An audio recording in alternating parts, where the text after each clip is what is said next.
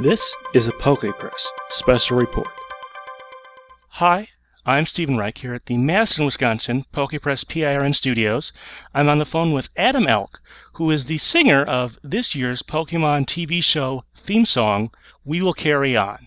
And Adam, we just had a couple questions we wanted to ask. So first of all, where are you from? You've actually been in music for quite some time. How did you get started in that as well?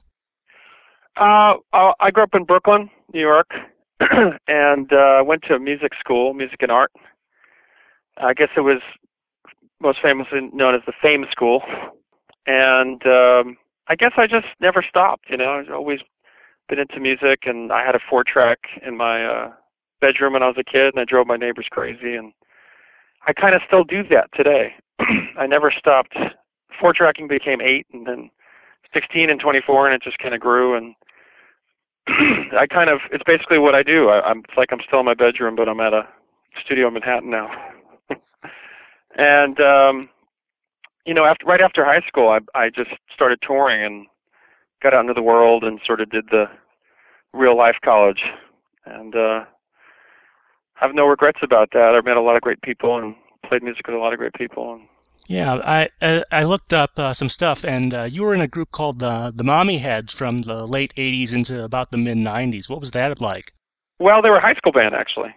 It's funny how that works. And the lineup changed only dramatically once. And the second lineup actually just reunited again.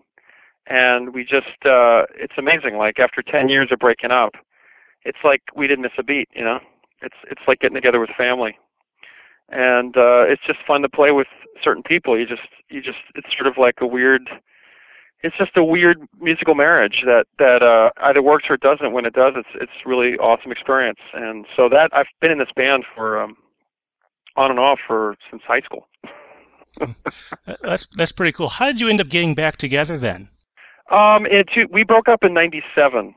We got signed to Geffen Records, which was sort of like, which should have been a highlight in our career, and it ended up being a lot of money and a lot of stress. And then the label decided not to push the record, and we worked with Don Was and Jim Scott and all these Grammy Award-winning people, and the experience was great, but promoting the record wasn't, and we sort of just imploded, and that was '97, '98.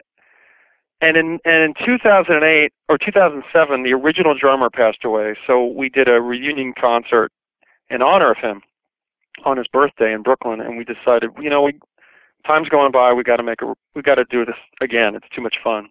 And so in 2008, we made a record and did a little tour, and then this year in May, we went to Sweden. We have fans in Sweden, and it was just an amazing experience. We were treated really well.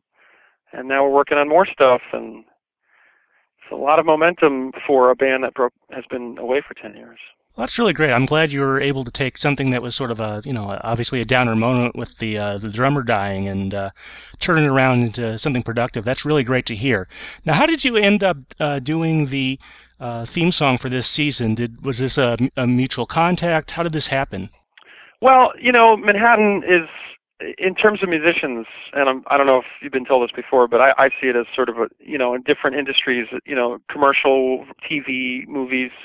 It's a small industry, and once you get into it, you start seeing the same people around. And I made a friend with Neil Jason, who I worked with, and he did, back in the day, a lot of Pokemon. And yeah, he's credited, I believe, on a couple of the tracks on To Be a Master.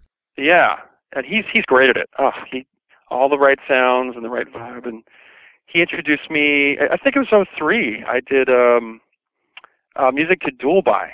Oh, okay, for Yu-Gi-Oh! Yu-Gi-Oh! And that was with John Siegler. I'm sure you've heard his name before. Yep. And that was fun. And then recently I've been proud to make acquaintances with J.J. Appleton. And I also know David Wolford, who... He's composed the last couple seasons of the theme song at least.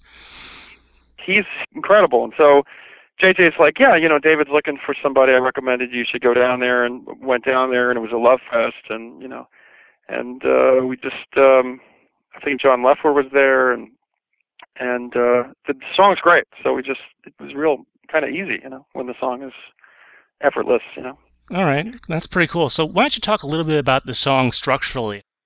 basically it's a good song. A good song's a good song's a good song, and you know, it doesn't sound too. It's almost mature to my ears when I first heard it. It's not like kiddie boppy, you know, and you know, the verses. It's got a compelling verse and a compelling chorus, and it was real for me as a singer. It was real easy to sing over it.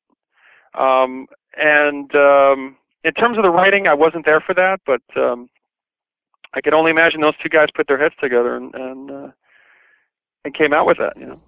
And how long does it usually take to record this? It's just the TV snippet, about 30 seconds, but it takes a couple hours to a day, doesn't it? You know, it all depends. I personally think a good idea can take a while. That could brew and formulate over a day or two. And then the actual playing of it is pretty fast and effortless if you're someone like David. And then the singing is, you know, a couple hours. It's what takes a long time is sort of the going over it and making everyone happy part. You know, the combing through. That could take days to weeks, you know, depending on who needs to be pleased. But the art part is, you know, generally if you got the right people, it just kind of whizzes by, you know.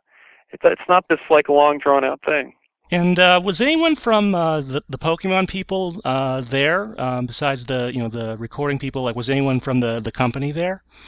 Nobody was there when I was there. All right. Yeah.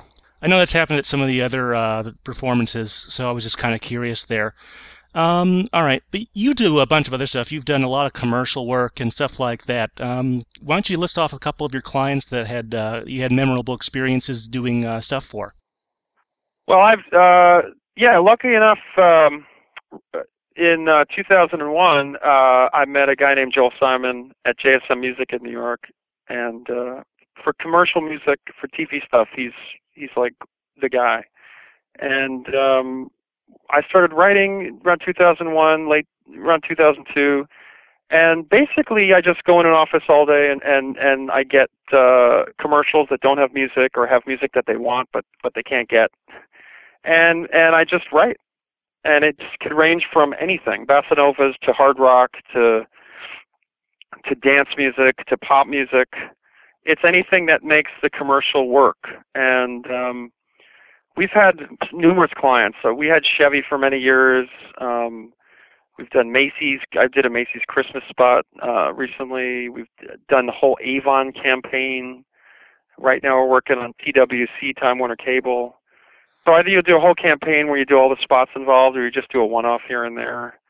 And it runs the whole gamut. You know, it's pretty varied. Do you have any favorites?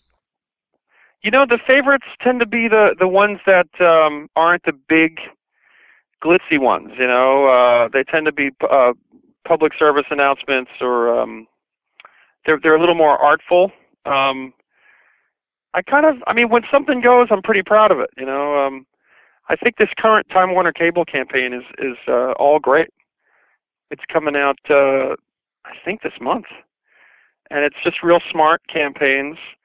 Not campaigns. It's real smart spots in a campaign that makes a lot of sense, and I'm pretty proud of the work we're doing. So that's really neat, and it's always great to get a little insight into how all this works. Thank you very much, Adam. Anytime. My pleasure.